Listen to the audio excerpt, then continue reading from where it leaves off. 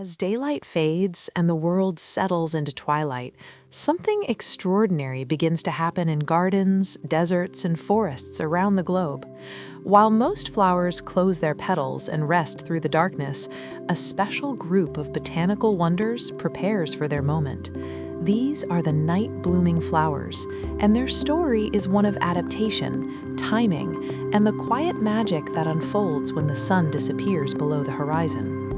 Imagine standing in a garden as dusk approaches. The air grows cooler, the sounds of daytime fade into the gentle chorus of crickets and nightbirds, and in this peaceful transition, certain flowers begin their slow, elegant unfurling. Petals that were tightly closed just hours ago now open wide, revealing their beauty to the moon and stars rather than the sun. These nocturnal flowers operate on an internal rhythm, a biological clock that pulses through their cells without any need for sunlight to guide them. Deep within their tissues, molecular mechanisms tick away like invisible timepieces, measuring the hours, sensing the approach of darkness. This internal timing system allows them to know, with remarkable precision, when night has arrived and when it's time to bloom. It's a fascinating dance of biology and time. While we often think of plants as passive beings, simply responding to whatever light falls upon them, night-blooming flowers demonstrate something far more sophisticated. They possess an innate awareness of the daily cycle, synchronized not with the sun, but with its absence. Their clocks run in reverse, so to speak, counting down to darkness rather than dawn. This nocturnal lifestyle didn't appear all at once in the plant kingdom. Instead, it evolved independently again and again across different plant families spanning millions of years. Ancestors that once opened their flowers to greet the morning sun gradually shifted their timing generation by generation until their descendants became creatures of the night. Some lineages made this transition in tropical rainforests. Others made the change in desert landscapes or temperate meadows. Each time, natural selection favored those individuals whose flowers opened just a bit later, just a bit closer to nightfall. The fact that night blooming arose multiple times throughout plant evolution tells us something important. It tells us that flowering at night offers real advantages, benefits significant enough that many different plant families discovered this strategy independently. Like different cultures inventing similar tools without ever meeting, these plants arrived at the same solution to the challenges of reproduction and survival. And what are those challenges? What makes the night so appealing to these botanical mavericks? One answer lies in the places many of them call home. Night-blooming plants often make their lives in drier environments, in those pockets and patches of landscape where water is precious and the sun can be punishing. By reserving their flowering for the cooler hours of darkness, these plants conserve precious moisture.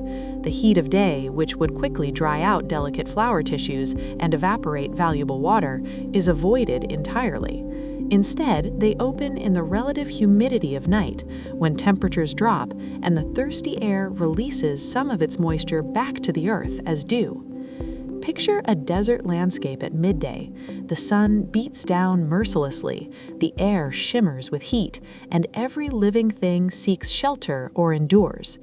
Now picture that same landscape at midnight.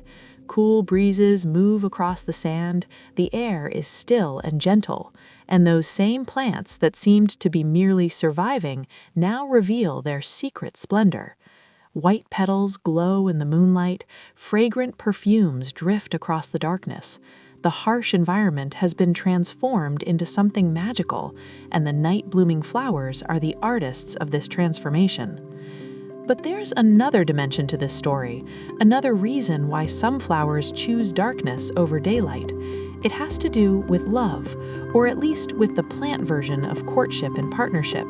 You see, flowers don't bloom for their own pleasure.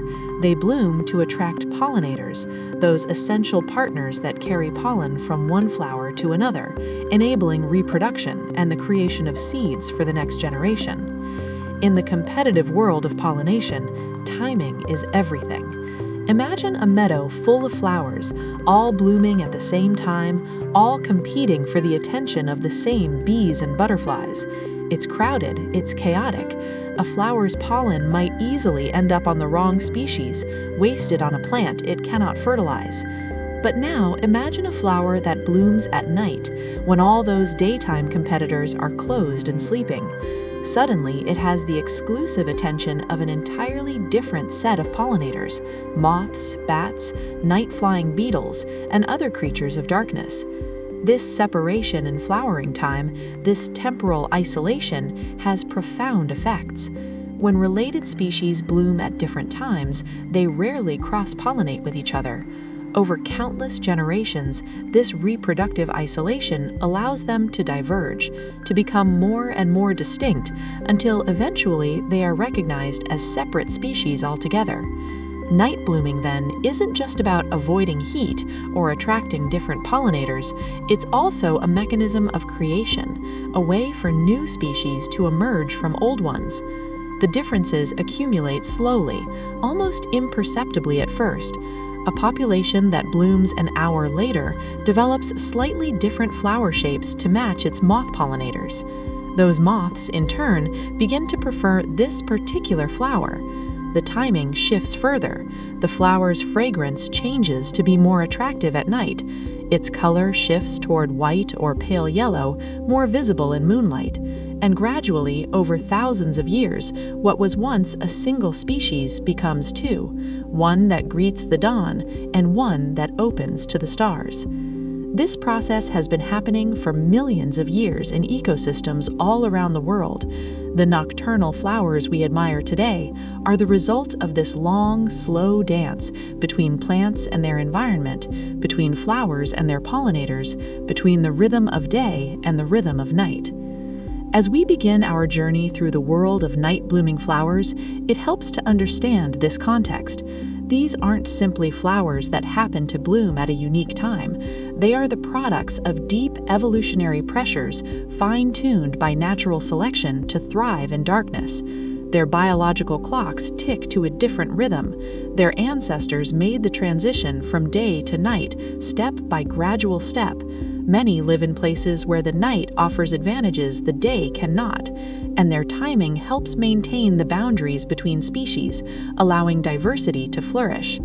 So, as you settle in for this peaceful journey, let yourself imagine those internal clocks ticking away inside each flower. Feel the coolness of evening air in drier landscapes, where opening at night means survival. Picture the long sweep of evolutionary time as diurnal flowers became nocturnal ones, and consider the elegant solution of temporal isolation, how simply blooming at a different hour can be enough to create entirely new species. The night world of flowers is opening before us. Let's step inside and discover the quiet wonders that bloom when the rest of the garden sleeps. In the darkness, color changes everything. What dazzles in daylight may disappear at night, while what seems plain under the sun can glow like a beacon beneath the moon. Night-blooming flowers understand this fundamental truth, and they have shaped themselves accordingly, becoming masters of visibility in a world without sunlight. Let us begin with white, that most luminous of colors, the color of moonbeams and starlight reflected back to the sky. When you encounter a night-blooming cereus for the first time, one of the first things you notice is its ethereal paleness. The petals unfurl in shades of white, so pure they seem to capture and hold whatever light touches them. This is no accident, no random quirk of genetics. This whiteness is a deliberate design, honed by countless generations of flowers and their pollinators. White petals act as mirrors for moonlight. While darker colors absorb light, white reflects it, bouncing those precious photons back into the darkness, where they can catch the compound eyes of a passing moth. On a clear night when the moon is full, a white flower becomes a small terrestrial moon itself, a glowing beacon that says, "Here, I am here, come to me." The night-blooming cereus has perfected this art. Its large, spectacular blooms open in pristine white, layer upon layer of petals, creating a surface area that maximizes reflection. Each petal is positioned to catch the light, to multiply its effect. Stand in a garden where cereus blooms at night, and you'll see what this means. Even on the darkest evening, these flowers seem to possess an inner radiance, as though lit from within. But it's not an internal light. It's the moon, the stars, even the faint ambient glow from distant sources, all of it captured and returned by those pale, perfect petals. And it's not just the cereus that has discovered the secret. Night-blooming jasmine displays the same evolutionary wisdom, its small, tubular flowers clustered in masses of white or the palest cream. Each individual bloom may be modest, but together they create clouds of pale color that stand out dramatically against the dark foliage.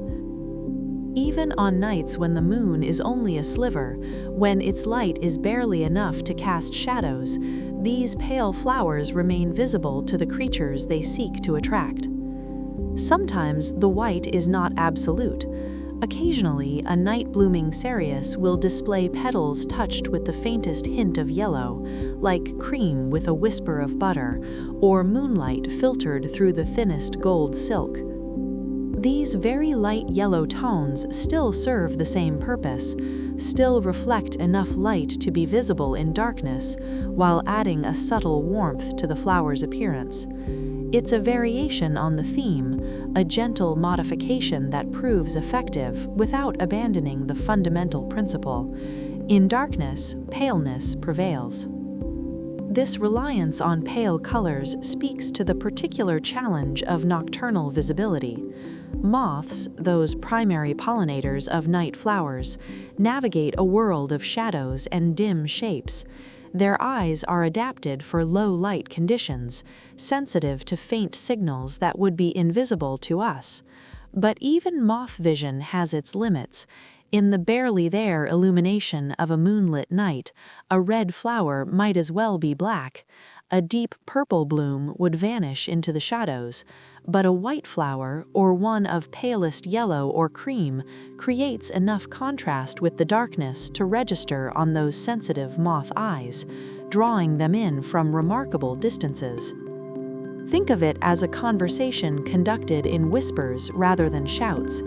Daytime flowers can afford to be bold, to splash themselves in reds and oranges and deep purples, because they have the sun's brilliant light to illuminate every hue. But night flowers must work with subtlety, with the gentle art of reflected light rather than the bold statement of absorbed wavelengths.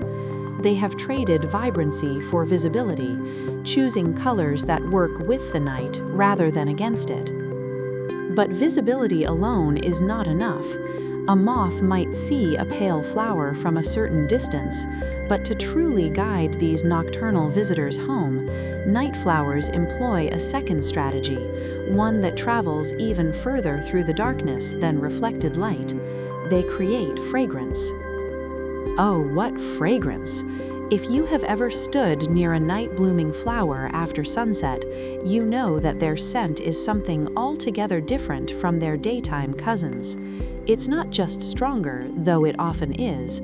It's richer, deeper, more complex. It seems to pool in the cool night air, to drift and swirl on evening breezes, to fill the space around the flower with an invisible but unmistakable presence. The gardenia demonstrates this principle beautifully. Gardenia jasminoides, with its creamy white flowers and glossy dark leaves, is already fragrant during the day. But as night progresses, something remarkable happens. The fragrance intensifies. What was pleasant becomes almost intoxicating. What was noticeable becomes impossible to ignore. The flower increases its production of volatile compounds, releasing them into the darkness in ever greater concentrations as the hours pass. This intensification follows a rhythm, a crescendo that builds through the evening. As the gardenia's pollinators become more active in the deeper darkness, the flower's scent grows stronger to match their needs. It's a perfectly timed performance, with the flower adjusting its output to the patterns of night itself. Early evening might bring a moderate fragrance, enough to announce the flower's presence, but by midnight, by the deepest part of night when moths are most active, the scent has reached its peak, filling the air with a perfume so rich and sweet it seems almost tangible. This fragrance serves as a long-distance beacon, while the pale petals work at shorter ranges, where light can be reflected and seen. The scent molecules travel much further, carried on air currents spreading outward from the flower in an ever-expanding sphere of chemical signals. A moth flying 50 feet away, 100 feet away, even further, can detect these molecules and follow them back to their source. The moth's ability to accomplish this feat is remarkable in itself. Their antennae are covered with specialized olfactory neurons, receptor cells tuned to detect the specific chemical signatures of flower fragrances. These aren't simple on-off switches. They're sophisticated sensors capable of detecting incredibly minute concentrations of scent molecules, of distinguishing between similar but not identical fragrances, of determining the direction from which a scent is coming based on tiny differences in concentration between one antenna and the other. When a moth's olfactory neurons detect the fragrance of a night-blooming flower, they send signals to the moth's brain, creating a kind of chemical map. The moth can follow this map upwind, tracking the increasing concentration of scent molecules, homing in on the flower with remarkable precision. It's a form of navigation that works in complete darkness, that requires no light at all, only the invisible trails of fragrance molecules drifting through the night air. Night-blooming jasmine has made this strategy central to its success. Its pale flowers are certainly visible at close range, but it's the scent that does the heavy lifting, the real work of attraction. The fragrance of night jasmine is legendary, powerful enough to perfume an entire garden, to drift through open windows and fill rooms with its sweetness.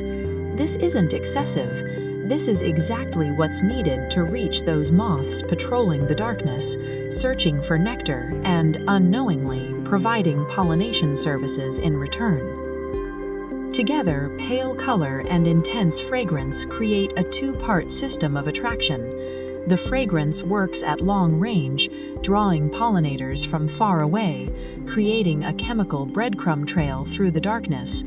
As the moth follows this trail and draws closer, the pale petals begin to register on its vision, providing a visual target, a final confirmation that says, yes, this is it, land here.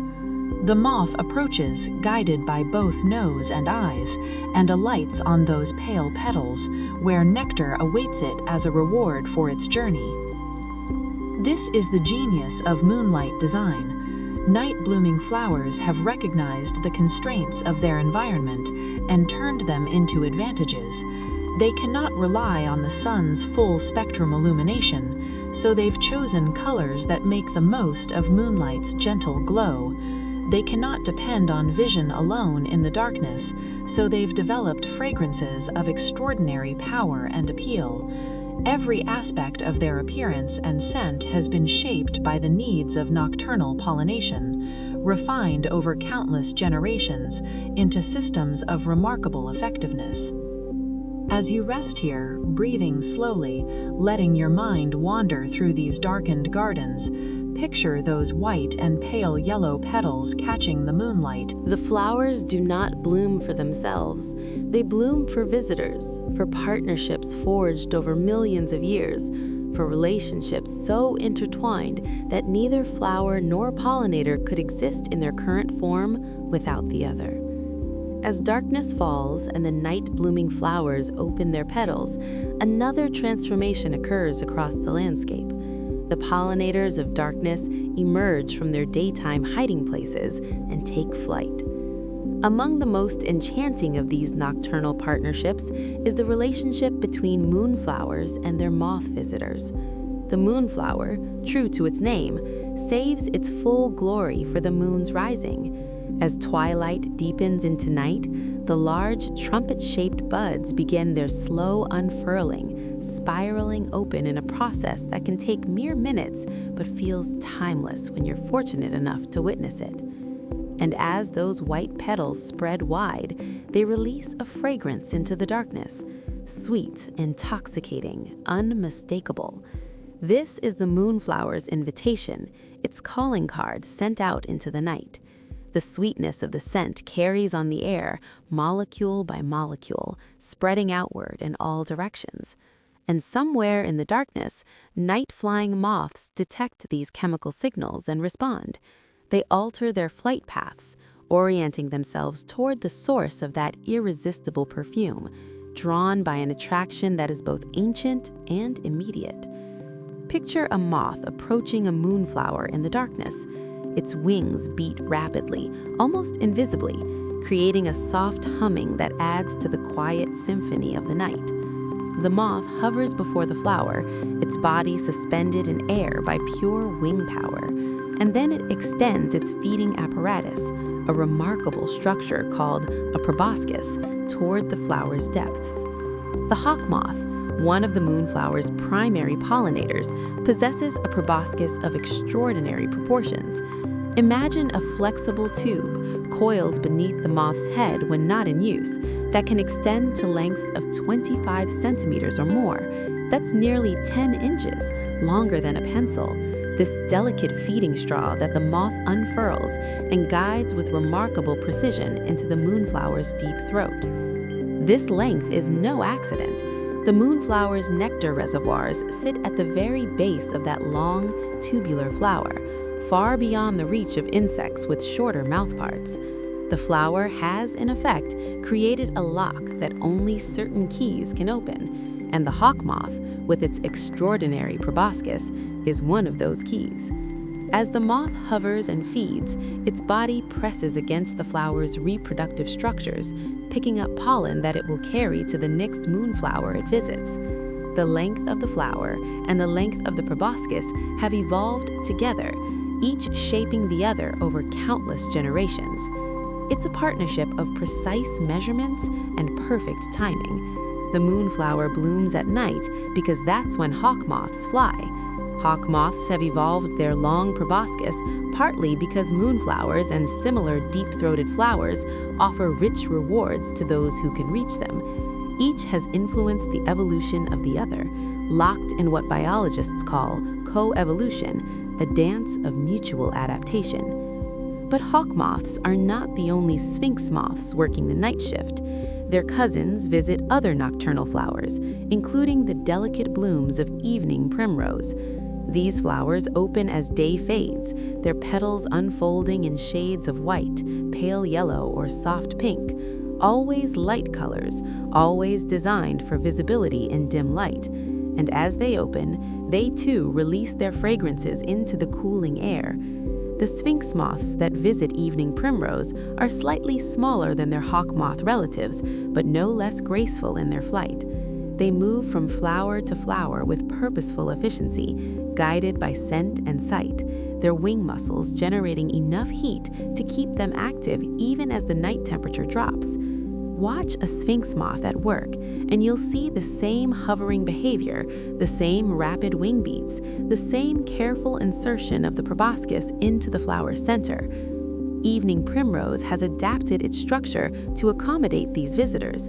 The flowers present their reproductive parts in just the right position to dust a visiting sphinx moth with pollen, and the moth, in its focused pursuit of nectar, inadvertently becomes a courier, carrying genetic material from one plant to another. Neither moth nor flower understands this exchange in any conscious way, yet it happens with elegant reliability, night after night, generation after generation. Some night-blooming flowers have taken their guidance systems even further, incorporating visual cues that help their pollinators navigate even in dim light. Nicotiana sylvestris, a stunning member of the tobacco family, produces large, white, trumpet-shaped flowers that hang like bells from tall stalks. But look closely at these flowers, or rather, imagine a moth looking closely, and you'll notice something subtle. On the inner surfaces of the petals, there are markings, patterns of slightly different coloration or texture that create what botanists call nectar guides. These nectar guides are like runway lights at an airport, visual signals that direct incoming moths to the precise location where nectar can be found. Even in low light, these patterns create enough contrast to be visible to moth eyes. They say, "Land here, insert your proboscis here. This is the path to the reward you seek." It's a communication through design, a visual language written in petal patterns and read by moth eyes that have been trained by evolution to interpret these signals. The tubule shape of Nicotiana flowers is itself a form of guidance. Nicotiana alata, another species in this genus, forms flowers that are distinctly tubular, long, narrow throats that open into flared petals at the mouth. This shape accomplishes several things at once. It protects the nectar deep within, keeping it from evaporation and from shorter-tongued visitors that might steal it without providing pollination services. It creates a landing platform at the opening where moths can perch or hover, and it funnels the visitor's body into contact with the flower's reproductive structures, ensuring that pollination happens as the moth feeds. These tubular flowers are perfectly matched to their nocturnal visitors.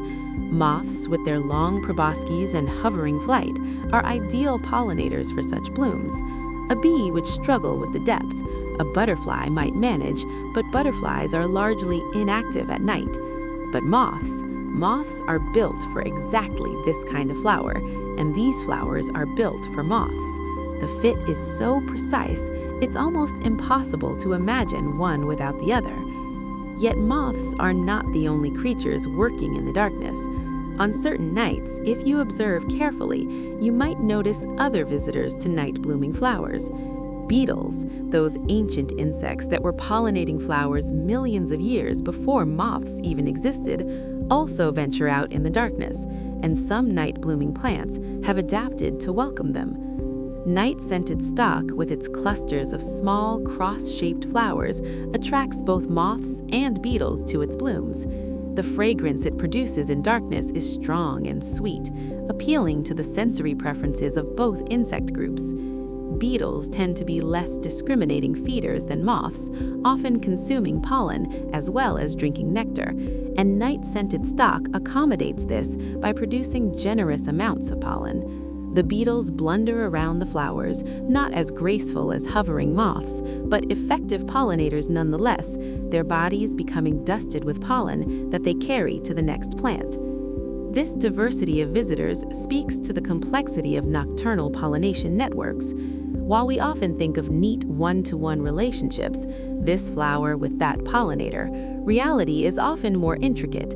A single plant species might be visited by several different pollinators, each playing a role in its reproductive success, and a single moth species might visit several different flowers over the course of a night, moving between species, creating connections and relationships throughout the ecosystem.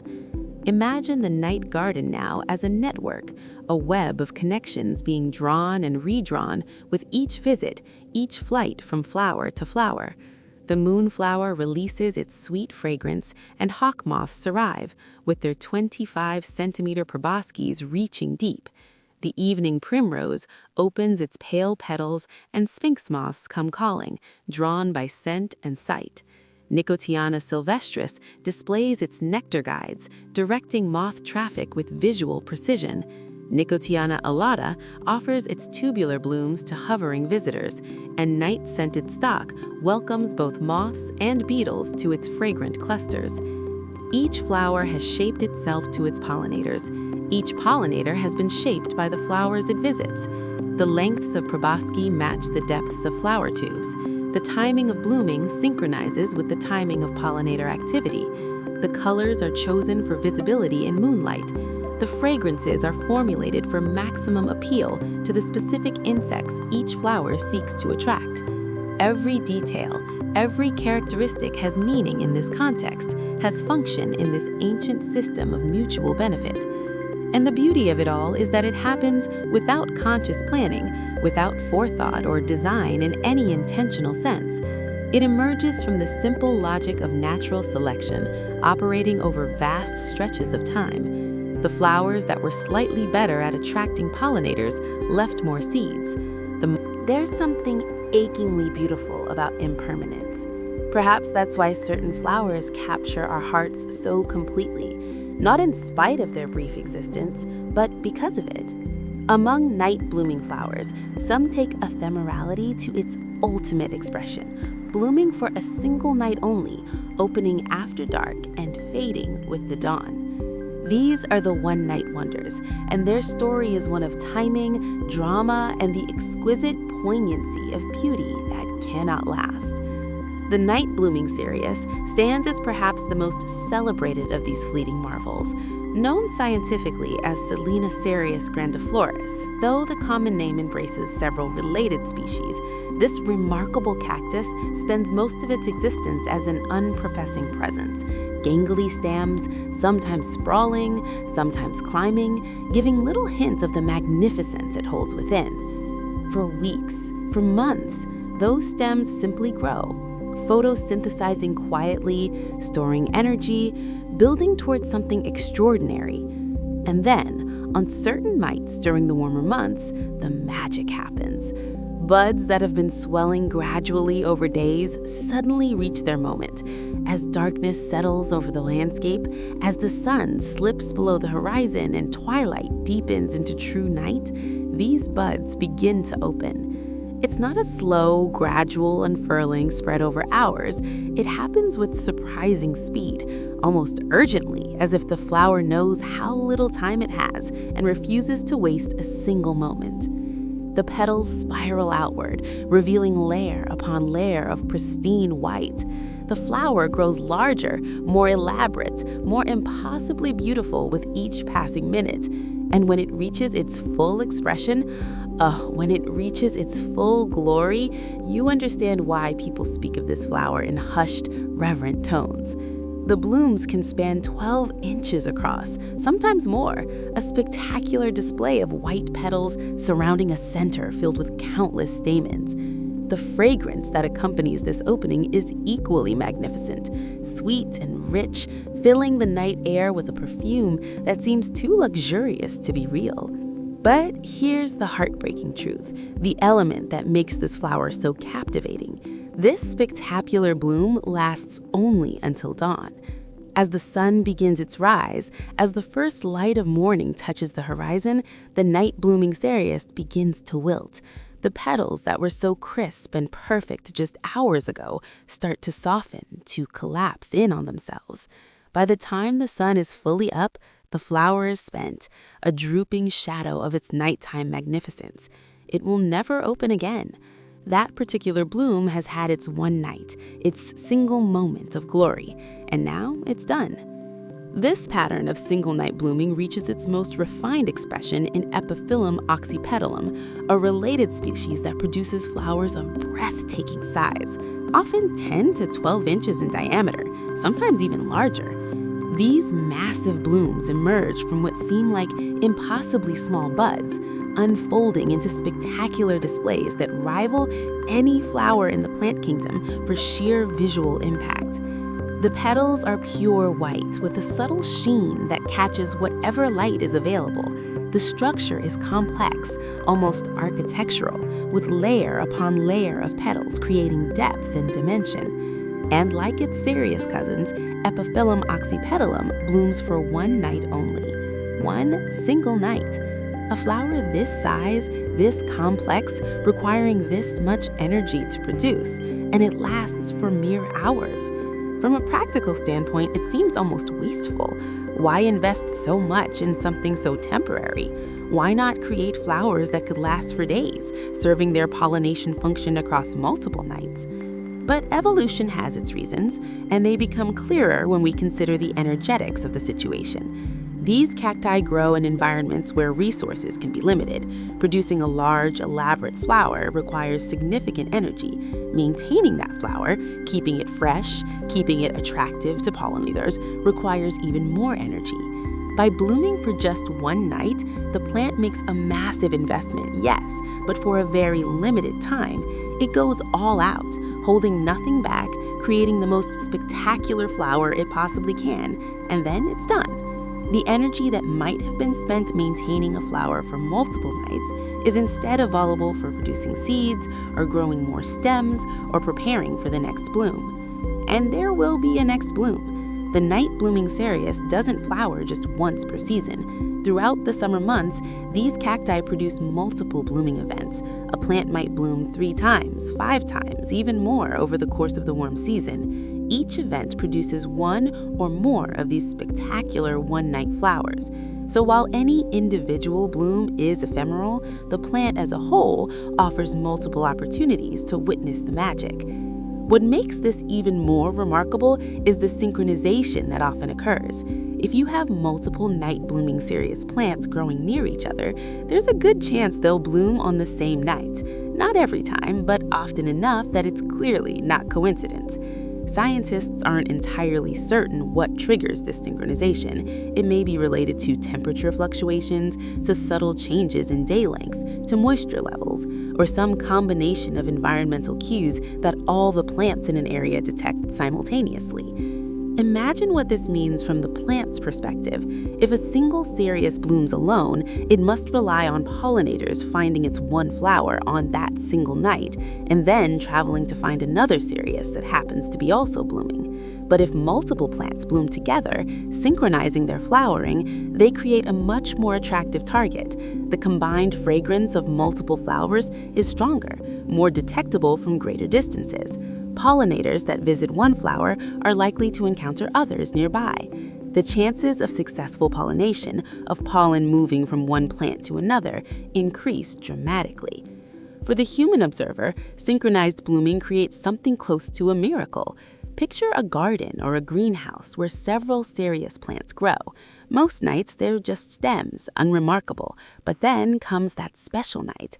As darkness falls, buds on multiple plants begin opening simultaneously. Within an hour or two, the space is filled with huge white flowers, dozens of them perhaps, all blooming together, all releasing their fragrance into the night. The visual impact is stunning, the scent is almost overwhelming, and the knowledge that all of this will be gone by morning makes it feel even more precious, more sacred somehow. This is why people hold night-blooming cereus parties. When word goes out that the plants are budding, when it looks like blooming is imminent, enthusiasts will gather after dark to witness the opening. They'll sit in the cool night air, watching, waiting as the flowers unfurl. There's something ceremonial about it, something that feels like bearing witness to something important. And in a way, it is. It's a reminder that beauty doesn't have to last forever to matter, that something can be precious precisely because it's fleeting. The growth habits of these cacti add another layer of interest to their story. Night-blooming cereus stems are adapted for what botanists call epiphytic growth. Epiphytes are plants that grow on other plants, not as parasites, but simply using trees or other structures for support. In their native habitats, often tropical or subtropical forests, cereus stems will scramble up tree trunks, draping themselves over branches, reaching toward filtered light in the canopy. These stems are surprisingly flexible and tough, despite their somewhat fragile appearance. They can grow quite long, extending several feet or even more, creating cascades of growth that eventually produce those magnificent flowers. The epiphytic habit means the plants don't need deep soil. Their roots can be shallow, designed more for anchoring and absorbing moisture than for mining deep nutrients.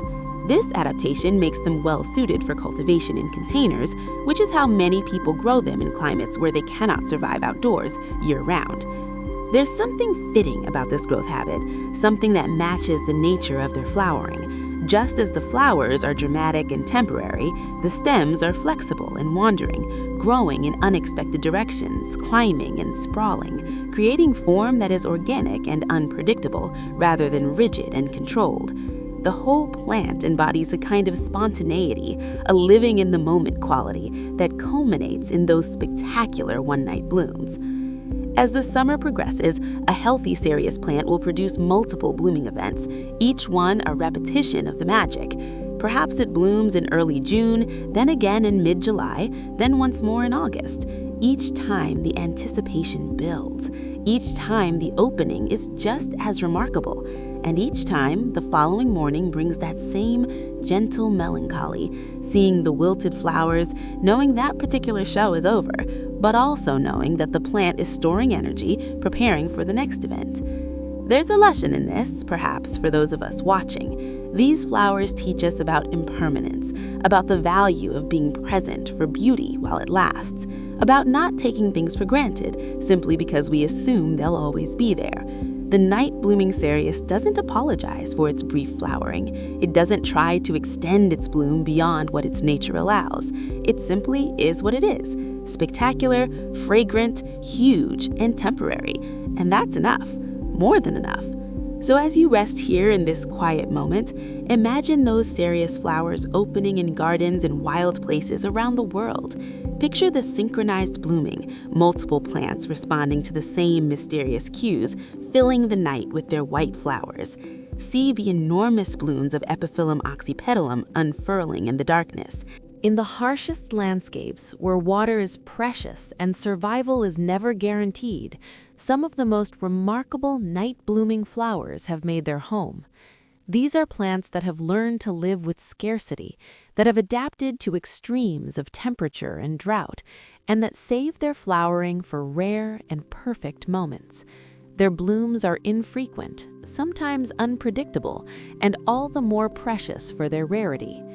Deep in the deserts of the American Southwest, hidden among the creosote bushes and mesquite, grows one of the most elusive night bloomers of all.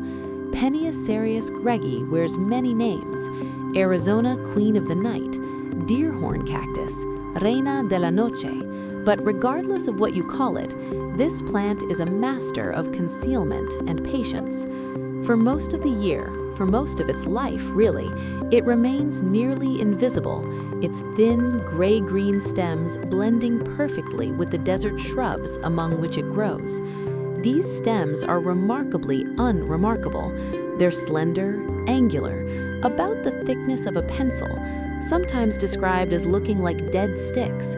They lack the obvious spines of many cacti, though closer inspection reveals tiny ones.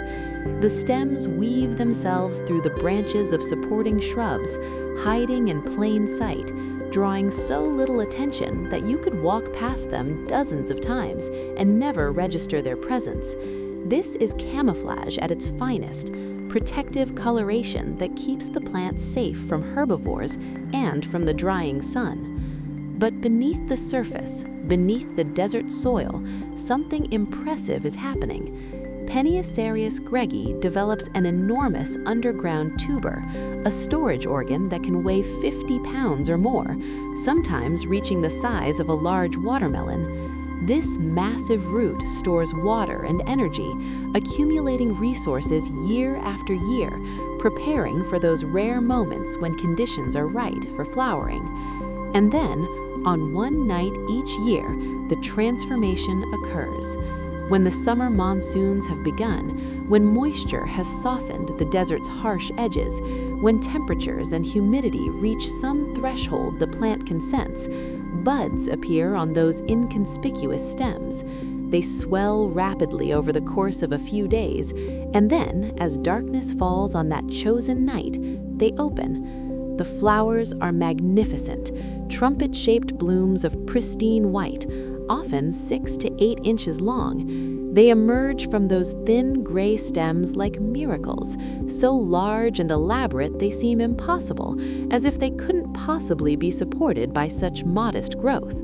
The petals spread wide, creating flowers that can span 4 or 5 inches across at their opening, and the fragrance is intense, sweet, carrying far across the desert air, announcing to every moth within range that something extraordinary is happening here, right now, in this one spot among all these miles of desert.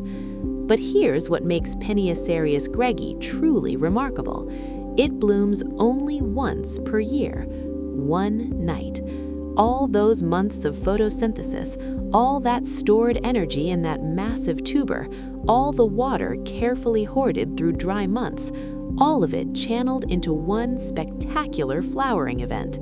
The flowers open after nightfall, they're pollinated by hawk moths drawn to their fragrance, and by the next morning they begin to wilt. One night to reproduce, one night to exchange genetic material with other plants that might be scattered across miles of desert.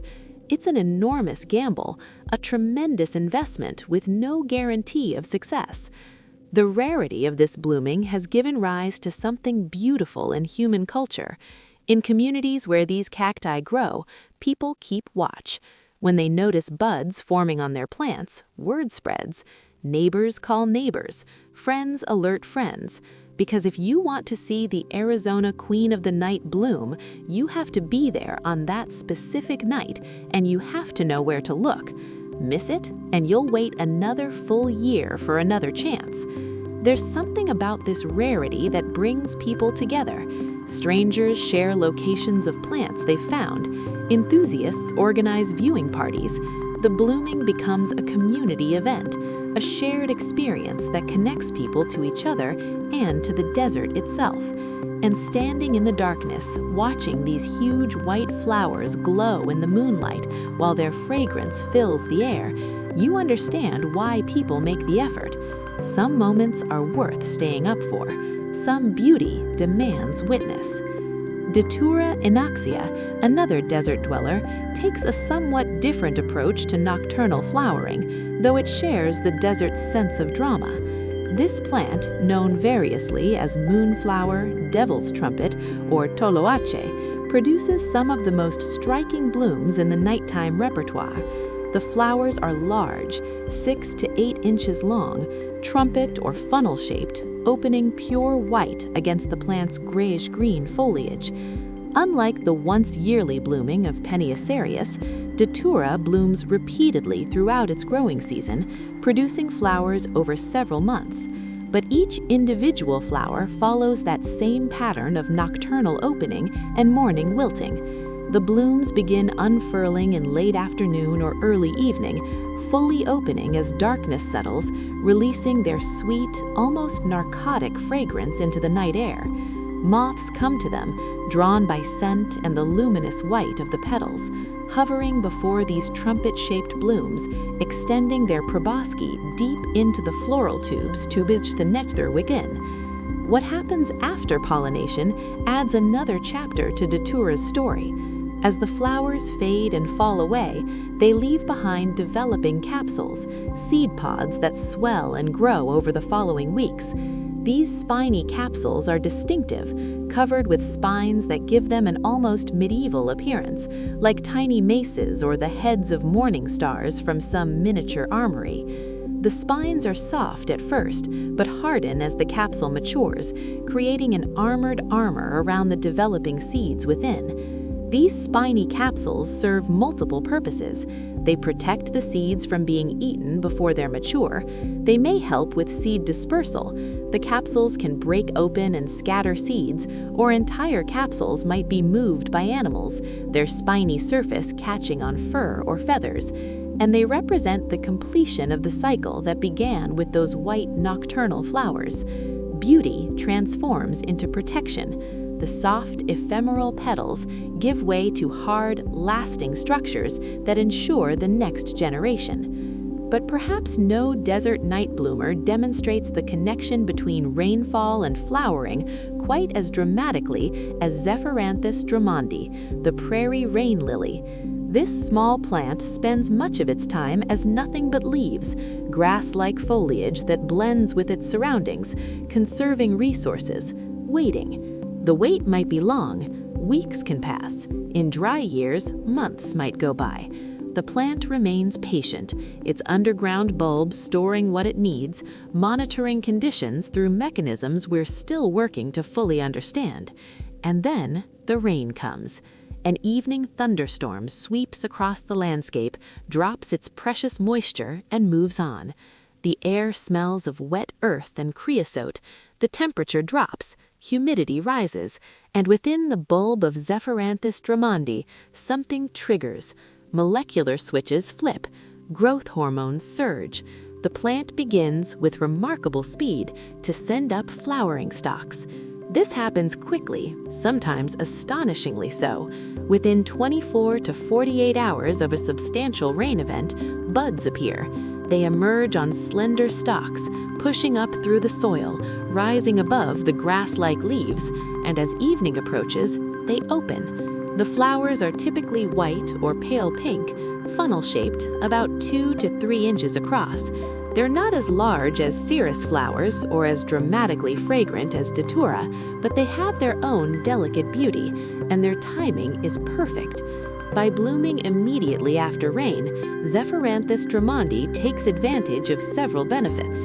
The rain has triggered activity in many desert organisms. Insects are more active, the air is cooler and more humid. Conditions for both plant and pollinator have improved. Other rain lilies in the area will likely be blooming too, all responding to the same rainfall event, creating a brief but intense flowering display that attracts pollinators and enables cross-pollination among individuals. This rain-triggered blooming is so reliable that people who live in areas where these plants grow know to watch for them after summer storms. The morning after a good evening rain, yards and fields that looked ordinary the day before might suddenly be dotted with the white cups of rain lily flowers surprisingly, as if the rain itself had brought forth beauty, as if the water had been transformed directly into blooms. The flowers last only a day or two, but that's long enough. Pollination occurs, seeds develop, and the plant returns to its patient waiting, its grass-like leaves photosynthesizing quietly, its bulbs storing energy for the next rain event, the next flowering. In the desert and semi-arid grasslands where water is never guaranteed, where weeks or months might pass between substantial rains, this strategy makes perfect sense. Don't waste energy flowering when conditions are dry and Some night-blooming flowers have become so beloved, so reliably enchanting, that they've earned their place as garden classics. These are the plants that people intentionally cultivate, seeking out their seeds or seedlings, planting them in carefully chosen spots where their evening magic can be appreciated. They're the foundation plants of moon gardens, those special spaces designed specifically to be enjoyed after dark, where pale flowers glow and sweet fragrances drift on cool evening air. Among the most treasured of these evening classics is Ipomoea alba, the moonflower. Not to be confused with the many other plants that share that common name, Ipomoea alba is a vigorous vine, a member of the morning glory family, but has, in a beautiful twist, become a creature of twilight rather than dawn. Where its relatives open their flowers to greet the sunrise, Ipomoea alba saves its display for the opposite end of the day. The plant itself is a strong grower, producing heart-shaped leaves on twining stems that can climb 10 or 15 feet in a single growing season, covering fences, trellises, arbors, any structure that gives it support. Throughout the day, these vines are pleasant enough, their green foliage creating shade and privacy. But the magic begins as the sun starts its descent toward the horizon. Watch closely during those transitional hours of late afternoon and early evening, and you'll witness one of the garden's most captivating performances. The moonflower buds, which have been tightly spiraled shut all day, begin to stir. You can almost sense the tension in them, the gathering energy.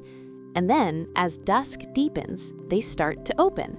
The unfurling happens with surprising speed, the spiral loosening, the petals spreading, each flower opening in a graceful, almost choreographed movement.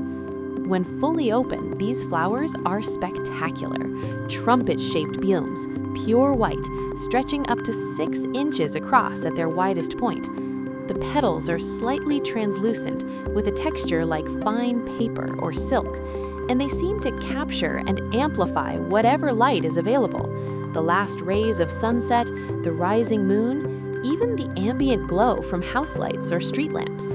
A vine heavy with blooms creates a luminous display, dozens of white trumpets glowing against the darkening sky. The structure of these flowers is elegant in its simplicity. The trumpet form is created by 5 petals fused together, forming a tube that flares gradually outward to that 6-inch opening. This shape is perfectly designed for the moonflower's primary pollinators, hawk moths, which hover before the blooms and extend their long proboscises deep into the floral tube to reach the nectar at its base.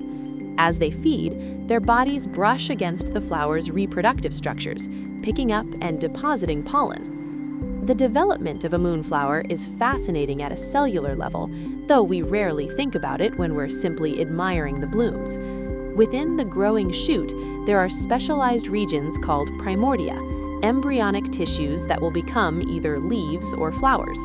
In the moonflower, these primordia undergo a remarkable process of development, with the leaf and floral primordia actually inverting during their growth, a complex dance of cellular division and expansion that ultimately produces those perfect heart-shaped leaves and spectacular trumpet flowers.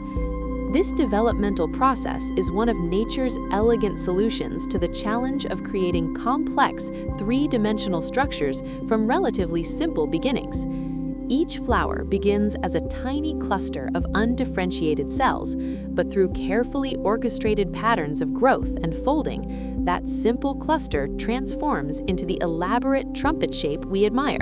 It's origami at a microscopic scale, performed by living tissue following instructions written in genetic code. After the flowers have been pollinated and fade, they last only one night, wilting as the sun rises.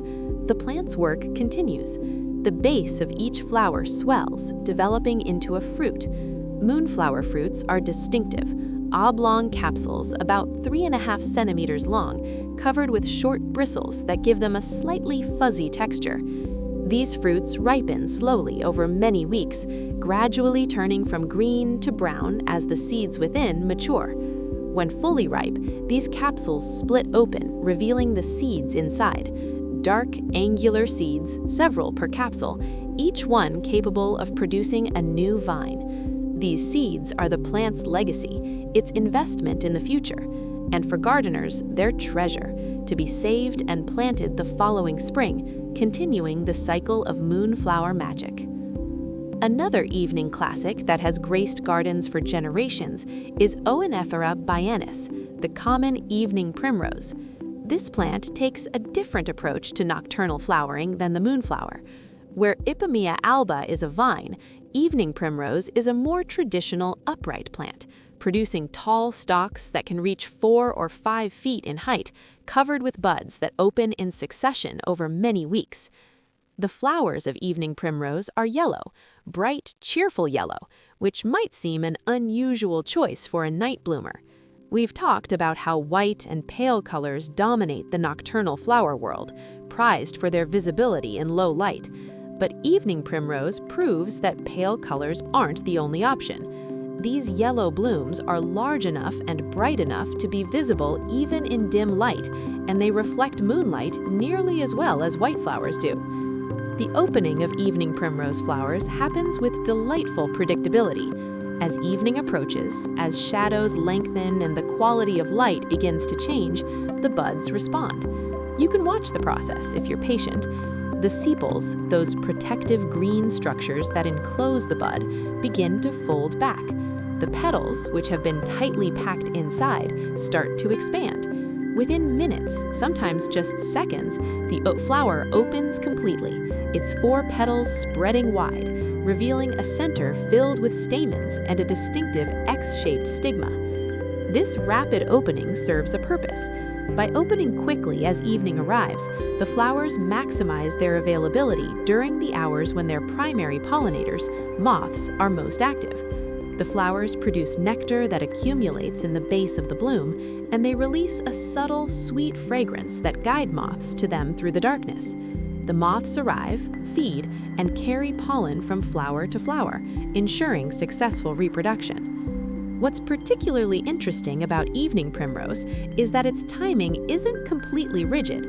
Early in the plant's life cycle, when it's focused on establishing itself and producing seeds, the flowers reliably open in the evening, following that nocturnal pattern. But later, after the plant has successfully set seed and its reproductive pressure has eased somewhat, something curious can happen. Some of the blooms begin opening earlier, shifting their timing to the afternoon rather than evening. This flexibility in flowering time might seem random, but it likely represents an adaptive strategy. By varying their opening times, some plants can attract different pollinators, perhaps butterflies and bees that are active in late afternoon, in addition to the moths that work the evening and night shift. This increases the plant's chances of cross-pollination, broadening its pool of potential pollen donors and recipients. It's a hedge against uncertainty, a way of not putting all reproductive eggs in one temporal basket. Evening primrose has naturalized widely across North America and beyond, gracing roadsides and meadows, empty lots and prairie edges. It's considered a wildflower in many areas, springing up wherever conditions suits it, creating spontaneous displays of yellow blooms that open as the day winds down. But it's also cultivated intentionally in gardens, particularly moon gardens, where its reliable evening opening and cheerful yellow flowers make it a valued presence. These evening classics, moonflower and evening primrose, represent the accessible face of nocturnal flowering. Unlike the rare desert bloomers that flower once a year or require specific rainfall triggers, these plants bloom prolifically and predictably. Plant moonflower seeds in late spring, and by midsummer, you'll have a vine covered with buds, opening reliably each evening throughout the warm months. Establish evening primrose in your garden, and it will return year after year. It's a biennial, producing foliage the first year and flowers the second, creating dependable displays of yellow blooms as the sun sets. This reliability is part of what makes them moon garden favorites. When you're designing a space to be enjoyed in the evening, you need plants you can count on, flowers that will actually be open and visible when you're sitting out after dinner, when you're taking that late evening walk through the garden. Moonflower and evening primrose deliver. They understand the assignment. They bloom when promised, creating the magic that moon garden enthusiasts seek. Picture a moon garden at dusk on a warm summer evening. The sky is transitioning through shades of blue and purple, not yet fully dark, but no longer day. The white trumpets of moonflower vines are beginning to open, spiraling outward in that mesmerizing way they have. Nearby, evening primrose plants are doing the same, their yellow flowers popping open almost faster than you can watch. The air is cooling, comfortable after the heat of the day. And as darkness settles more completely, as the first stars appear overhead, the garden transforms. The white moonflowers seem to glow, luminous against their dark foliage. The yellow primroses, too, remain visible, cheerful spots of color. If the night-blooming flowers we've encountered so far have been beautiful to see, there exists another category of nocturnal blooms whose primary magic works through a different sense entirely.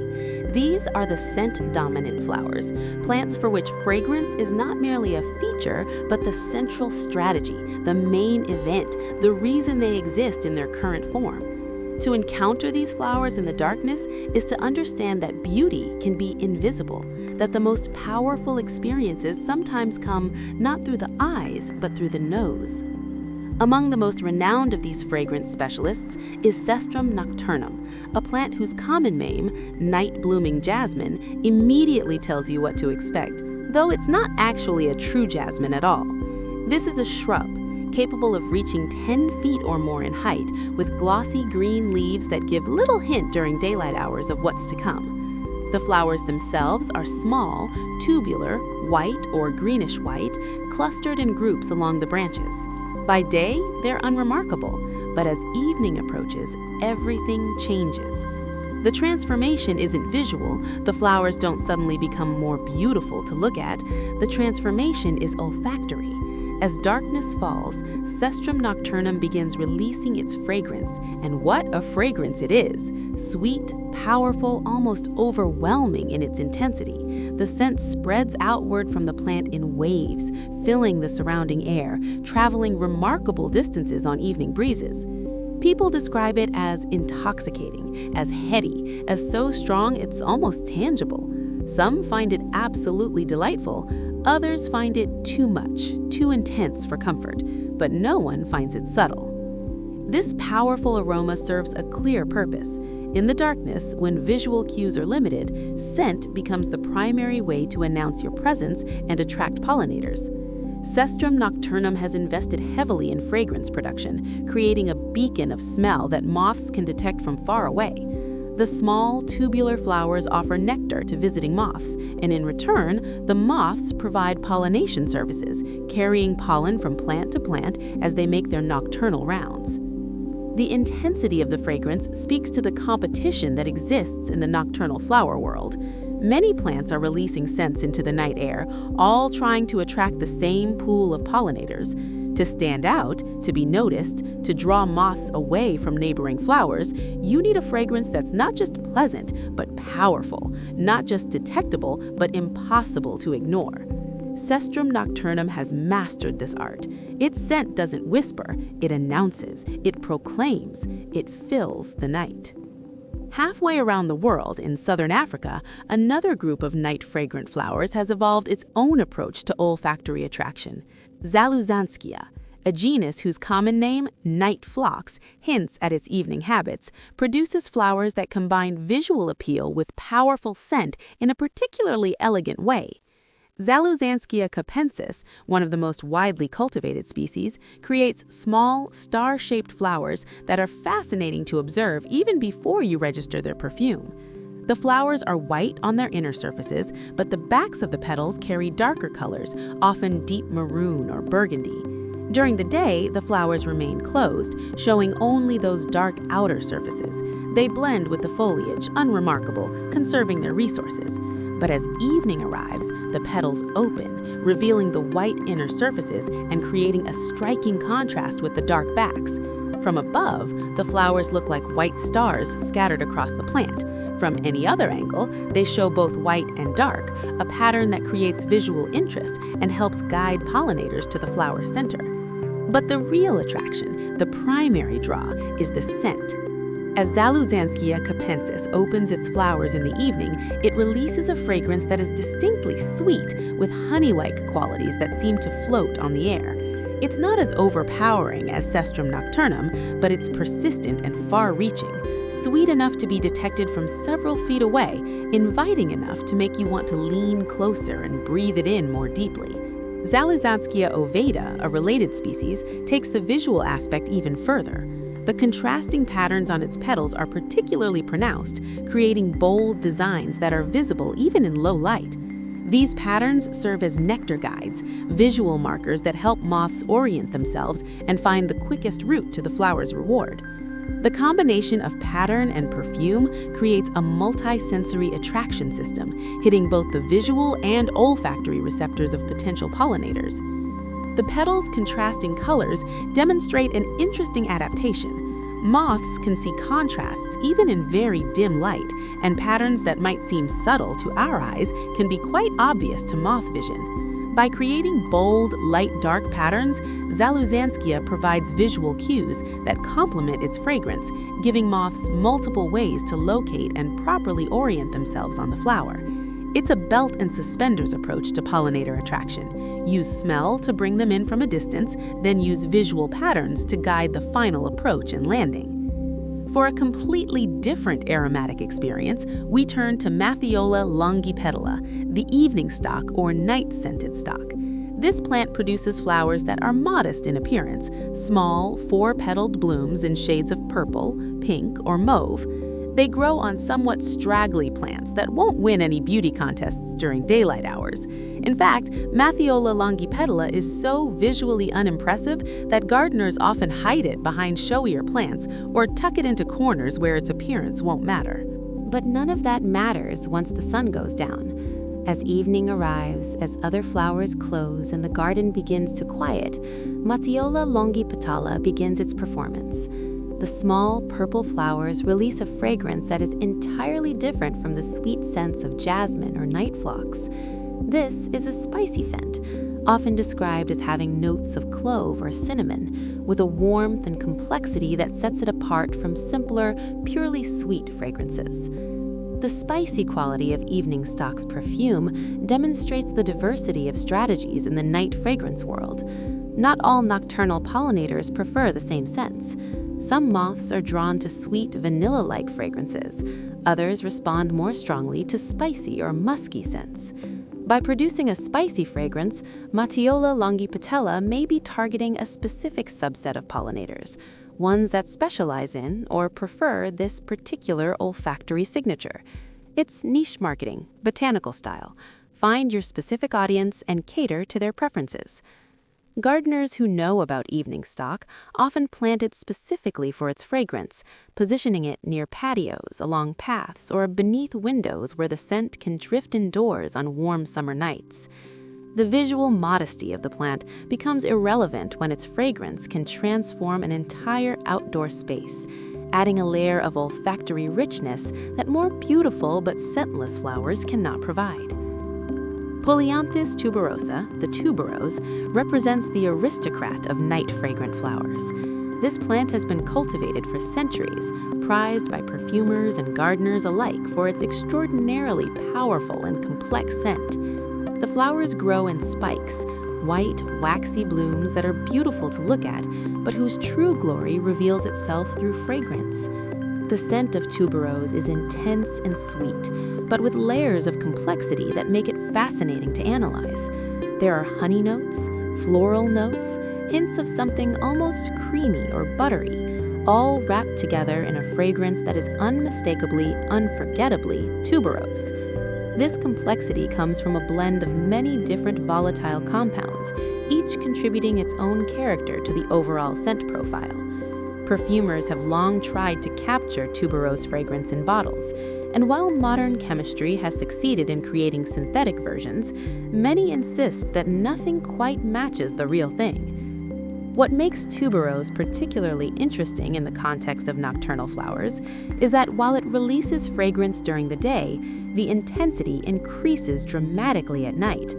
As evening falls, the flowers ramp up their volatile compound production, filling the darkness with that rich, sweet, complex perfume. In warm climates where tuberose grows outdoors, a single spike of blooms can perfume an entire garden. In cooler regions where it's grown in pots, a few flowers can fill a room with their scent. This intensification at night follows the same pattern we've seen in other night-blooming flowers. Align your peak output with the peak activity period of your pollinators. Tuberose is adapted for moth pollination, and by increasing its fragrance at night, it ensures that it's most attractive exactly when moths are most active and most likely to find it. For a completely different aromatic note, we turn to Philadelphus coronarius, the mock orange. This is a shrub that produces clusters of white flowers in late spring or early summer, flowers that are lovely to look at, but whose primary attraction is their scent. And what a distinctive scent it is! Citrus notes, bright and fresh, reminiscent of orange blossoms, but with its own unique character. While Philadelphus coronarius isn't strictly nocturnal in its blooming, the flowers are open during the day as well, it shares the trait of intensifying its fragrance as evening approaches. The citrus scent strengthens as temperatures cool, becoming more noticeable, more present in the air. This evening intensification means that mock orange, despite being a day bloomer, contributes to the olfactory landscape of the evening garden, adding its bright, fresh notes to the mix of fragrances. The citrus quality of the scent is particularly refreshing when combined with the sweeter fragrances of flowers like tuberose or night-blooming jasmine. In a well-designed moon garden, these different scents layer over each other, creating a complex and ever-changing aromatic experience as you move through the space. Here, the heavy sweetness of cestrum. There, the spicy warmth of evening stock. Further along, the fresh citrus of mock orange. and threading through it all the honey-sweet notes of night phlox or the complex richness of tuberose. This layering of fragrances creates an immersive sensory experience that changes throughout the evening. Early on, as flowers are just beginning to open and ramp up their scent production, the overall effect might be subtle, a pleasant background note. But as night deepens, as more flowers reach peak fragrance production, the intensity builds. The air becomes thick with perfume, each breath bringing new combinations of scents as breezes shift and mix the various fragrances together. For the human visitor to such a garden, the experience can be almost overwhelming, but in the best way possible. It's a reminder that gardens aren't just visual experiences, that beauty can come through all our senses. And it's a demonstration of the incredible sophistication of plant chemistry, the ability of these flowers to synthesize complex organic compounds and release them in carefully timed ways to achieve their reproductive goals. The moths that visit these fragrant flowers experience them differently than we do, of course. Their olfactory systems are tuned to detect specific compounds, specific ratios of chemicals. What smells like sweet honey to us might register to a moth as a precise mathematical formula of molecular concentrations. The moth's brain interprets these signals not as pleasant or beautiful, but as food source, or potential mate nearby, or simply go to this location. But the end result is the same. The fragrance draws the moth in, the moth visits the flower, pollination occurs, and seeds develop. The elaborate chemistry, the complex scents, the evening intensification, all of it serves the fundamental purpose of reproduction, of creating the next generation, of ensuring the continuation of the species. As you rest here now, breathing slowly, letting yourself relax more deeply with each breath, imagine these scent-dominant flowers in their evening glory. Picture the tubular white flowers of night-blooming jasmine releasing their powerful perfume into the darkness. See the star-shaped blooms of night phlox opening, revealing white petals against dark backs, exhaling their sweet honey scent. Notice the modest purple flowers of evening stalk, not impressive to look at, but filling the air with spicy warmth. Visualize the waxy white spikes of tuberose, radiating that intense, complex fragrance, and smell the fresh citrus notes of mock orange, brightening and balancing the sweeter scents around it. All of this is happening somewhere in the world right now, in some garden, some wild place, some carefully tended collection of night-fragrant flowers.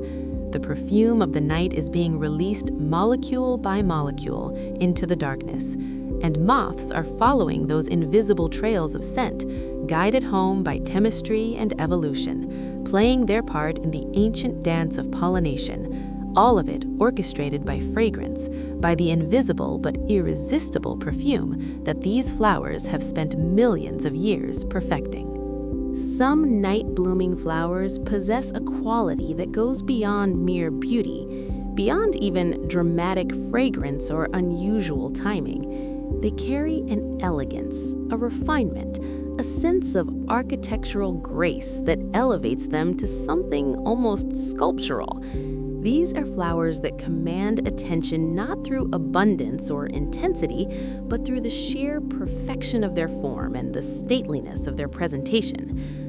Brugmansia stands as perhaps the most dramatic example of this elegant category. Known commonly as angel's trumpet, this plant produces flowers that are nothing short of extraordinary. Imagine blooms that can reach 10 inches long, sometimes even longer, hanging downward from the branches like bells or trumpets suspended in midair. The flowers are pendulous, drooping gracefully from their stems, and they come in colors ranging from pure white to cream, yellow, peach, and even pink, depending on the variety. The structure of a Brugmansia flower is remarkably elegant. The bloom forms a long tube that flares gradually outward, opening into 5 pointed lobes at the end.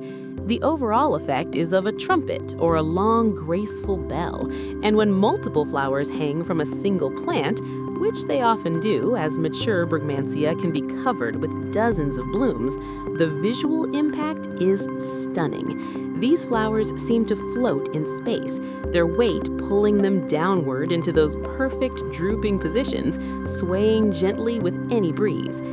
While brugmansia flowers are visible and beautiful during the day, they truly come alive after sunset.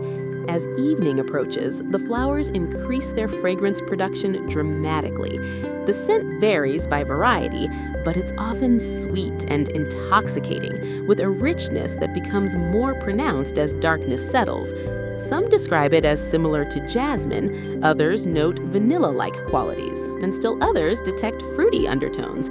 Regardless of the specific character, the fragrance intensifies at night, filling the air around the plant with perfume that can be detected from remarkable distances. This evening intensification of fragrance signals the plant's evolutionary adaptation for moth pollination. In their native habitats in South America, brugmansia flowers are primarily pollinated by large hawk moths, those remarkable insects with proboscises long enough to reach the nectar at the base of the flower's deep tube. The moths hover before the hanging flowers, steadying themselves in the air through rapid wing beats, then extend their feeding apparatus up into the floral tube, an interesting reversal of the usual downward reaching we see with upright flowers. But here's where human cultivation has created an interesting complication. In many parts of the world where brugmansia is now grown as an ornamental, the native hawk moths that would naturally pollinate these flowers don't exist. The plant has been separated from its co-evolved pollinators, moved to regions where the right moths simply aren't present. This means that in many gardens, brugmansia flowers bloom magnificently, release their evening fragrance, hang there in elegant perfection, and produce no seeds because no appropriate pollinators arrive. For gardeners who want to produce seeds from their brugmansia plants, this creates a need for hand pollination. It's a delicate operation, requiring a steady hand and careful timing. The gardener must use a small brush or cotton swab to collect pollen from the anthers of one flower and carefully transfer it to the stigma of another. The long tubular shape of the flower makes this somewhat challenging. You're working deep inside that floral tube, trying to make precise contact with structures you can barely see. But with patience and practice, it can be done, allowing the plant to produce the seed pods it would naturally create if the right moths were present. This disconnect between plant and pollinator speaks to the broader story of how we've spread plants around the world, moving them far from their native ranges and the ecological partners with which they evolved. Sometimes those plants adapt, finding new pollinators in their new homes. Sometimes, like brugmansia in many locations, they remain dependent on human intervention to complete their reproductive cycle. It's a reminder that flowers and their pollinators are parts of integrated systems, and separating them creates gaps that must be filled in other ways. Moving from the dramatic scale of brugmansia to something more refined but equally elegant, we find Lilium casablanca, an oriental lily hybrid that has become beloved in gardens and floral arrangements worldwide. These are substantial flowers, 6 to 8 inches across when fully open, with pristine white petals that curve gracefully backward, revealing prominent stamens laden with rusty orange pollen. Casablanca lilies grow on tall stalks that can reach 3 to 4 feet in height, with multiple flowers opening in succession up the stem. The buds are elongated, like elegant pointed teardrops, and they develop gradually over days before finally deciding it's time to open. And when they do open, they tend to choose the evening light, that magical time when the sun is low, when shadows are long, when the quality of illumination makes everything seem softer and more beautiful. Watch a Casablanca lily bud in the late afternoon, and you might catch the moment of opening. The petals, which have been tightly furled together, begin to separate at the tip. The movement is slow but purposeful, each petal gradually curling back, revealing the flower's inner structures. The process can take an hour or more, a slow-motion unfurling that feels almost meditative to observe. And as the flower opens in that gentle evening light, the white petals seem to glow, catching and reflecting the warm tones of the setting sun. The fragrance of Casablanca is legendary among lily enthusiasts. It's powerfully sweet, rich and complex, with the characteristic lily scent that is both floral and slightly spicy. Some people find it intoxicating. Others find it overwhelming, especially indoors where the scent can become quite concentrated. But no one disputes its strength or its carrying power. A single stem with 2 or 3 open flowers can perfume an entire room. And in the garden, Casablanca's fragrance spreads widely, especially in the still air of evening when it intensifies. This evening intensification of fragrance, combined with the tendency to open in evening light, suggests that while Casablanca is not strictly nocturnal, it has retained some traits associated with moth pollination. Many lily species are adapted for moth or butterfly pollination, and the white color, strong fragrance, and evening timing all support this. In the garden, Casablanca flowers remain open during the day as well, accessible to various pollinators, but that evening opening and intensifying fragrance point to their evolutionary history. For a completely different aesthetic, but with equal elegance, we turn to Gladiolus dalleni, the night gladiolus. Most gardeners are familiar with the common garden gladiolus, those tall spikes of colorful flowers that are staples of summer gardens and flower arrangements. But night gladiolus is something else entirely, a species that has adapted its timing and characteristics for nocturnal activity. Gladiolus dalleni produces flower spikes that are more slender and graceful than the chunky flower spikes of garden gladiolus. The flowers themselves are typically yellow or yellow-orange, sometimes with reddish markings, and they open in sequence up the spike over several days. But unlike their day-blooming relatives, these flowers wait for evening to fully open and release their fragrance. And what a fragrance it is! Night gladiolus produces a scent that is distinctly spicy, sometimes described as having notes of clove or cinnamon, with a warmth and complexity that sets it apart from sweeter floral fragrances. The spicy quality is pronounced, unmistakable, filling the evening air with a perfume that is both exotic and inviting. This fragrance serves the same purpose as in other night-blooming flowers. It attracts nocturnal pollinators, creating an invisible beacon that guides moths to the flowers through the darkness. The spikes of night gladiolus can reach 2 to 3 feet in height, each one carrying multiple flowers that open in succession. This sequential opening means that a single spike provides blooms over an extended period, and if you have multiple plants, you can have that spicy evening fragrance present in your garden for weeks. The yellow or yellow-orange color of the flowers is bright enough to be visible even in dim light, providing visual interest along with the powerful scent. There's something particularly elegant about the way these flowers present themselves. The spike rises straight and true, strong but not heavy. The individual flowers are spaced along its length with a natural rhythm, not crowded but not sparse either.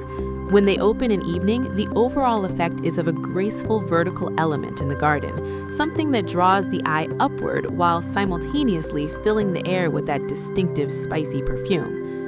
What unites these elegant night flowers, Brugmansia with its hanging trumpets, Casablanca with its pristine white stars, and night gladiolus with its spicy spikes, is a quality of restraint combined with impact. These aren't flowers that assault your senses or overwhelm through sheer quantity. They work through quality, through refinement, through a kind of understated drama that is perhaps even more effective than more obvious displays. Brugmansia's enormous hanging trumpets could easily be garish, but instead they're graceful, their weight pulling them into those perfect pendulous positions. Casablanca's large white blooms could be stark or cold, but instead they glow with warmth, especially in evening light, and their fragrance adds a richness that pure white might otherwise lack.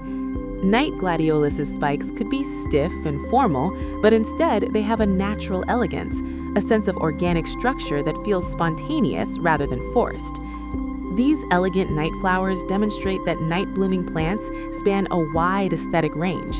We've encountered the modest and hidden, like the Arizona Queen of the Night with its inconspicuous stems, We've seen the abundantly prolific, like moonflower vines covered in dozens of blooms.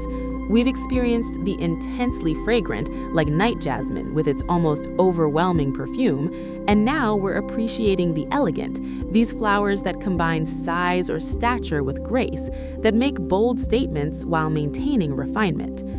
Picture yourself in a garden where all three of these elegant night flowers are blooming. The brugmansia tree or shrub stands in one corner, its branches heavy with those hanging trumpets, their fragrance growing stronger as darkness falls.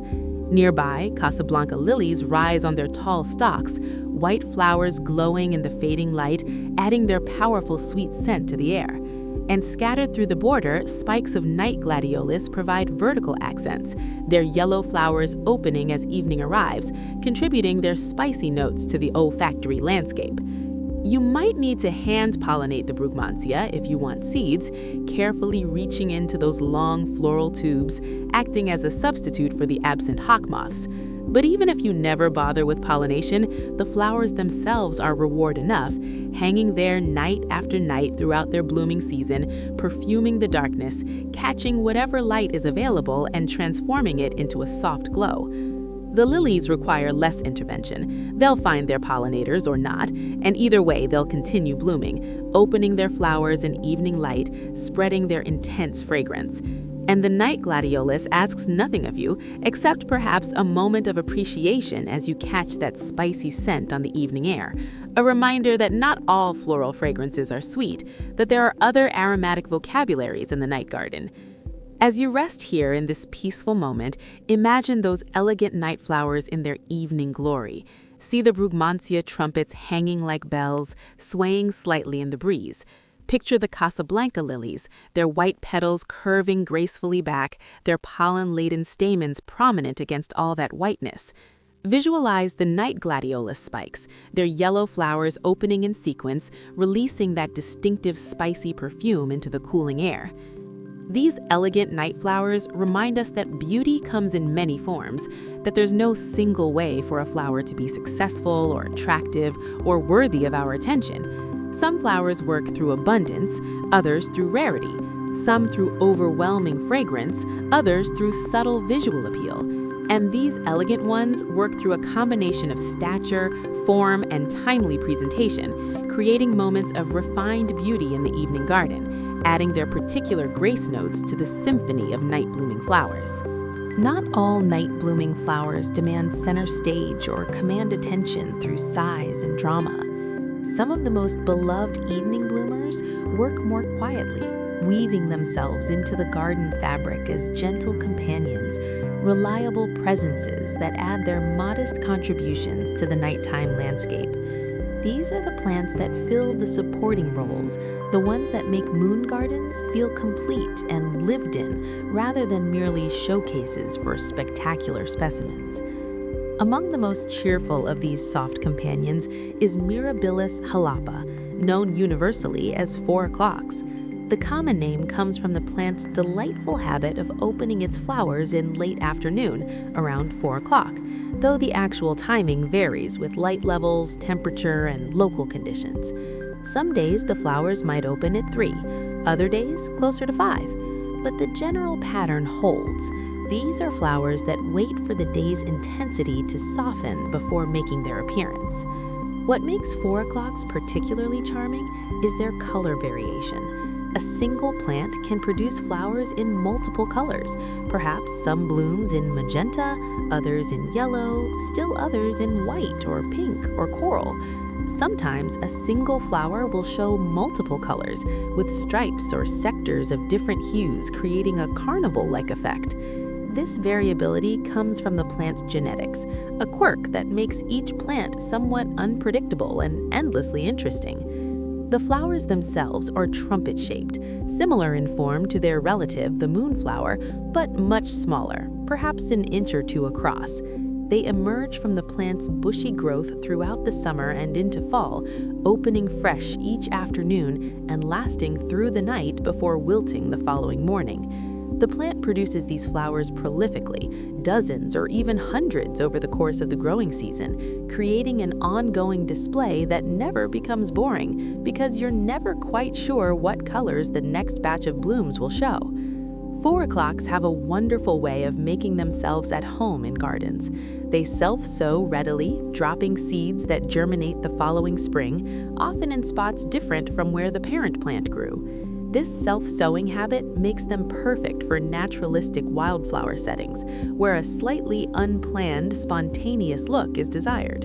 You might plant 4 o'clocks in one part of the garden and find them appearing elsewhere the next year, their seedlings carried by wind or animals, or simply rolling across the ground to take root in new locations.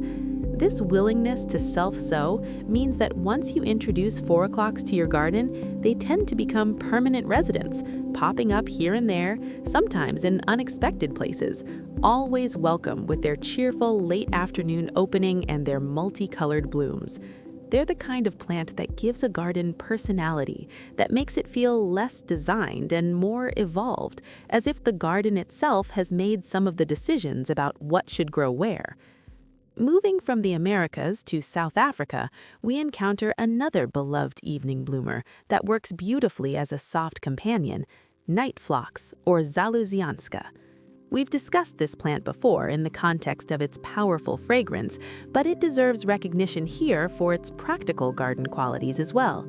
As a perennial in its native South Africa, night phlox returns year after year in suitable climates, building slowly into slightly larger clumps with each passing season. The growth habit of night phlox is notably compact.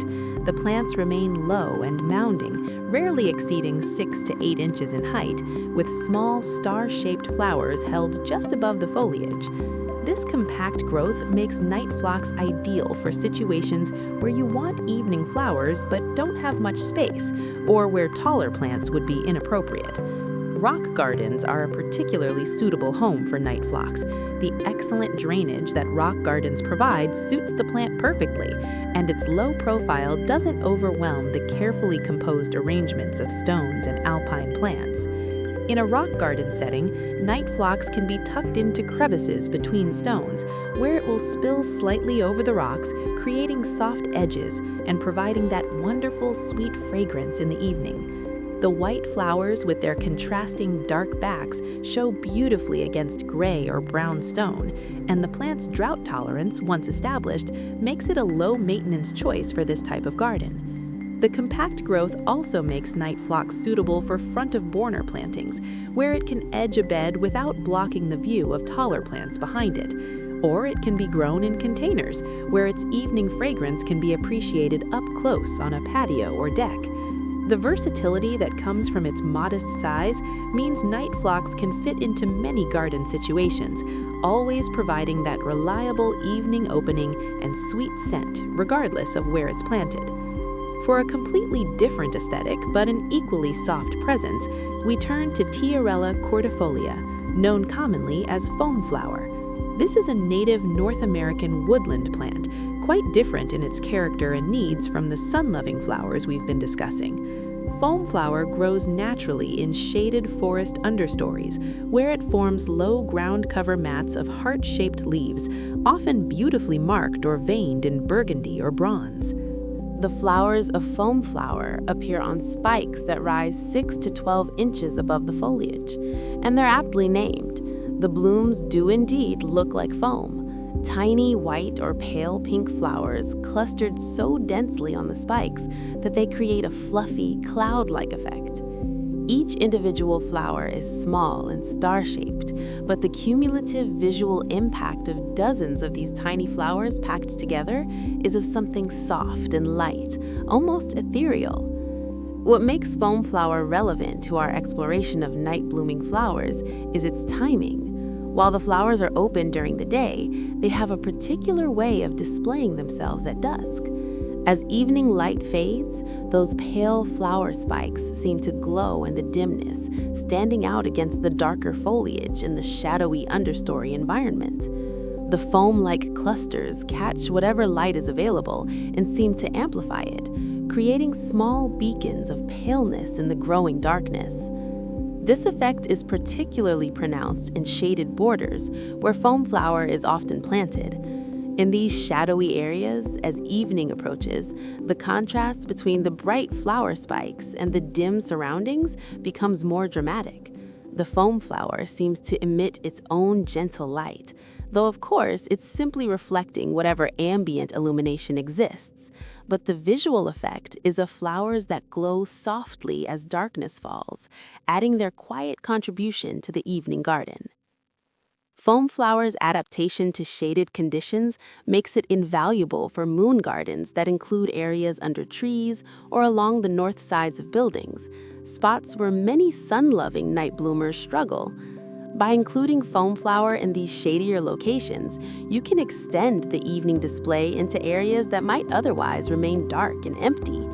The plant's spreading habit gradually creates ground cover mats that fill space beautifully. And when those foam-like flower spikes appear in spring and early summer, they transform shaded corners into places of delicate beauty. These soft garden companions, 4 o'clocks with their cheerful, multicolored afternoon opening, night phlox with its compact growth and powerful fragrance, foam flower with its foam-like clusters glowing in shaded evening light, all share certain qualities that make them valuable additions to any moon garden or evening landscape. They're reliable, returning year after year or self-sowing to maintain their presence. They're adaptable, fitting into various garden situations and styles. And they're unfussy, not demanding special treatment or extraordinary care. Picture a moon garden that includes all three. Near the sunniest border, where light is strong through most of the day, 4 o'clocks have established themselves, their bushy growth dotted with buds waiting for late afternoon to open. Some plants show mostly magenta flowers, others lean toward yellow and white, and the striped and sectored blooms add unexpected patterns to the mix. As 4 o'clock approaches, or thereabouts, the blooms begin opening, their trumpet shapes unfurling in that pleasing wave that moves through the planting as each flower reaches its moment. In the rock garden section, where drainage is excellent and stones provide both structure and thermal mass, night phlox nestles between rocks, its compact mounds of foliage topped with those star-shaped flowers that will open as evening arrives. The plants are small enough that they don't dominate, but numerous enough that their cumulative impact is significant. And when they release their sweet fragrance into the evening air, the entire rock garden becomes perfumed, the scent mingling with the faint mineral smell of the stones. In the shadier areas, under the canopy of trees or along the shadow of a fence, foam flower has spread into generous patches. The heart-shaped leaves create an attractive ground cover even when the plant isn't blooming, but now, in its flowering season, those delicate spikes rise above the foliage. As dusk approaches and the shade deepens, those foam-like clusters seem to brighten, to glow more intensely, creating small pools of light in the dimness. These soft companions don't compete with the showier specimens, the huge Brugmansia trumpets, the spectacular cereus blooms, the fragrant jasmine. Instead, they support them, fill in around them, create context and continuity. They're the supporting cast that allows the stars to shine, while ensuring there are no empty or awkward spaces in the overall composition. And they do this work quietly, without fanfare, returning each year or reseeding themselves in new locations, adapting to the conditions they find, blooming reliably when their time comes. 4 o'clock's opening in late afternoon, bright spots of color that will last through the night. Night phlox releasing its sweet fragrance from compact plants tucked into rock garden crevices. Foam flowers, pale spikes glowing in shaded evening light as last light of evening fades. Each one a small contribution, but together they create a garden that feels complete, that works on multiple levels, that offers discoveries at different scales and in different locations. There's a lesson here about gardening, perhaps, about how the most successful plantings often depend as much on these supporting players as on the headline attractions. A garden of nothing but spectacular specimens can feel exhausting, overwhelming, too much. but a garden that includes soft companions, plants that fill space gracefully and contribute their modest beauty without demanding constant attention. That's a garden that feels balanced, that invites you to linger, that rewards repeated visits because there's always something new to notice at a different scale or in a different corner. As you rest here, breathing slowly, letting your mind wander through these garden spaces, appreciate the soft companions. See the 4 o'clocks with their cheerful, multicolored blooms opening as the day softens. Notice the night phlox nestled among rocks, compact and fragrant. Observe the foam flower in the shade, its pale spikes catching the last light of evening. These are the plants that make moon gardens feel like homes rather than museums, lived-in spaces rather than displays. And their gentle presence enriches every evening spent among them, adding layers of interest and beauty that might be easy to overlook, but are essential to the overall experience. As our journey through the world of night-blooming flowers draws toward its end, we find ourselves in a place of quiet appreciation, surrounded by the accumulated beauty and wisdom of all these nocturnal bloomers we've encountered. The moon garden is complete now, populated with flowers that open in darkness, that perfume the evening air, that have adapted themselves to life after sunset. And as we prepare to rest, to let sleep come gently, there are a few more soft presences worth noting, final touches that complete the picture.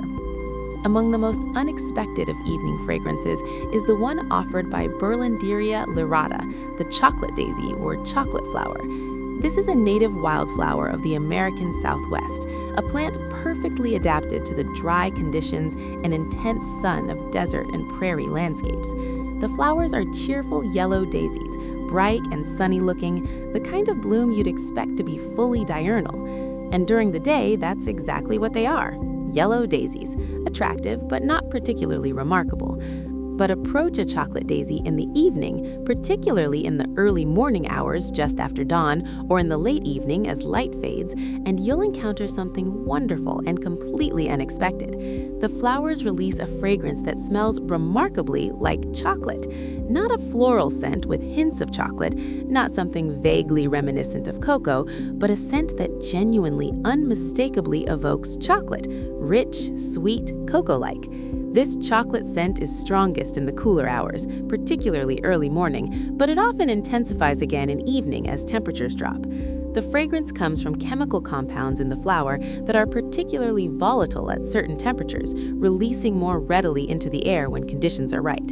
For the plant, this scent presumably serves to attract specific pollinators, perhaps night-flying or crepuscular insects that are drawn to this particular aromatic signature.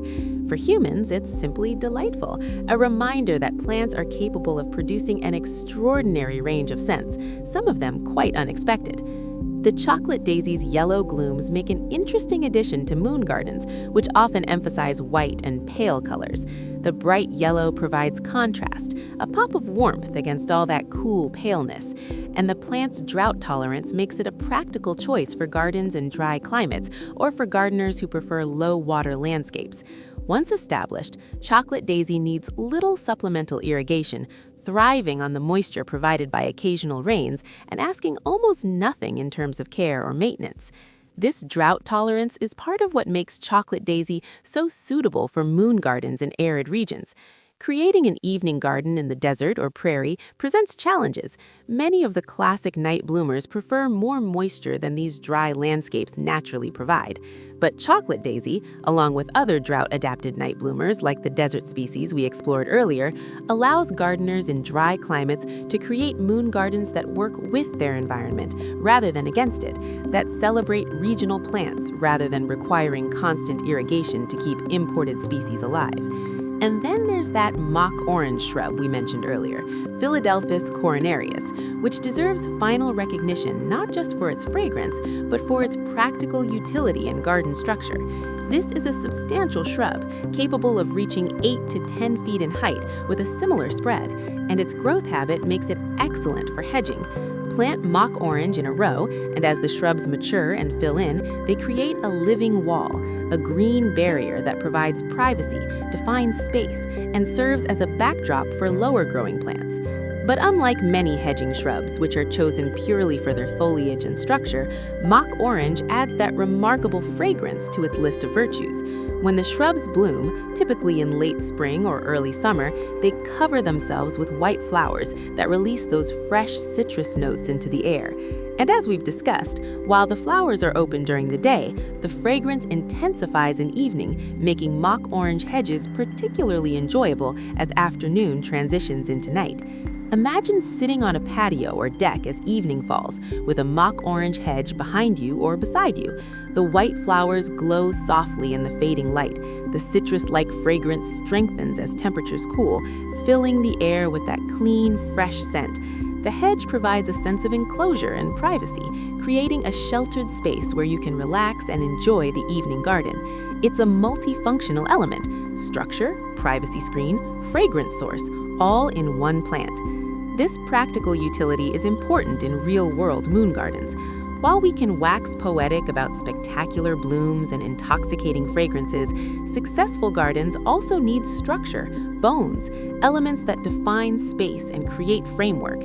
Mock orange hedges provide this framework while also participating in the evening display through their nocturnal fragrance intensification. They're beautiful and useful, ornamental and practical, the kind of element that makes a garden both functional and magical. As we gather these final elements together, the chocolate-scented yellow daisies that tolerate drought, the mock orange hedges that provide structure while offering evening citrus fragrance, we can see the complete picture of a moon garden now. It's not just a collection of spectacular individual flowers, though it includes those. It's a thoughtfully composed landscape that works on multiple levels. There are the stars, the showstoppers, the cereus with its once-yearly spectacular blooms, the huge trumpets of brugmansia hanging like bells, the intensely fragrant cestrum filling the air with almost overwhelming perfume. These are the plants that people come specifically to see, that get exclaimed over, that become the subjects of photographs and stories. But there are also the supporting players, those soft companions we just explored. The 4 o'clocks opening their multicolored blooms in late afternoon, the compact night phlox fragrant in rock garden crevices, the foam flower glowing pale in shaded corners. These plants fill space, create abundance, ensure that there's always something blooming, always something to discover.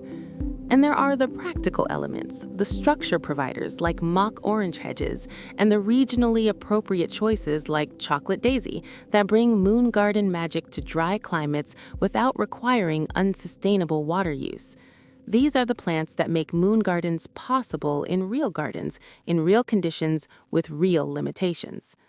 All of these elements together create something greater than the sum of their parts. The moon garden becomes a place where you can spend evening hours in comfort and beauty, where the air is perfumed but not overwhelming, where there's visual interest at multiple scales and in multiple locations, where the transition from day to night is marked by opening flowers and intensifying fragrances, where the practical and the magical coexist. Picture yourself in such a garden now as our journey ends. The sun has set. The moon is rising, casting its gentle silver light across the landscape. Around you, flowers are opening, some dramatically, some subtly, all contributing their part to the evening transformation. The air is perfumed with a complex blend of fragrances: sweet jasmine, spicy evening stock, fresh citrus from the mock orange, and perhaps that unexpected chocolate scent from the yellow daisies warming in the last heat radiating from sun-warmed stones. Moths are beginning their evening flights, moving from flower to flower, drawn by scent and sight, performing their essential pollination services without thought or intention, simply following the attractions that evolution has built into their neural architecture. The garden is alive with quiet activity, with the work of life continuing itself, with the ancient partnerships between plants and pollinators playing out as they have for millions of years. And you are here, breathing slowly, relaxed, present to all of this beauty and complexity. You've traveled with us through the world of night-blooming flowers, from the biological clocks that trigger opening in darkness to the pale colors and intense fragrances that attract nocturnal pollinators, past the one-night wonders of the cereus and the patient desert bloomers, alongside the elegant angels' trumpets and the soft garden companions, to arrive here, now, in this complete moon garden as darkness settles and peace descends. The flowers will continue their work through the night, opening, releasing fragrance, offering nectar to their pollinators. Seeds will form and ripen. The cycle will continue. But for now, in this moment, there's nothing to do but rest, to appreciate, to let yourself be held by the beauty of it all. The night garden is complete. The flowers are blooming, the fragrances are drifting on cool evening air, and as you sink deeper into rest, into sleep, into the peaceful darkness that holds all things, you carry with you the images and scents and stories of these remarkable plants, these flowers that chose to bloom when most others sleep, that found ways to thrive in darkness, that transformed night into an absence, into a presence.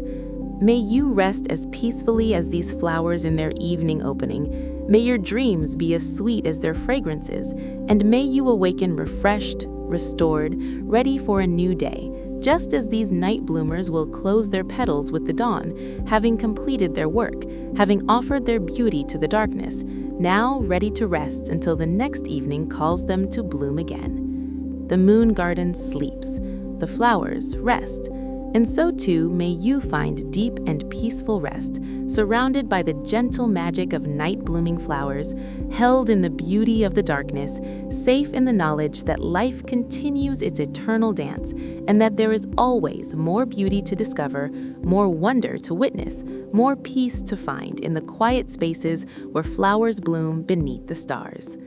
Rest now. Sleep well. The garden will be here when you wake, ready to bloom again when evening comes.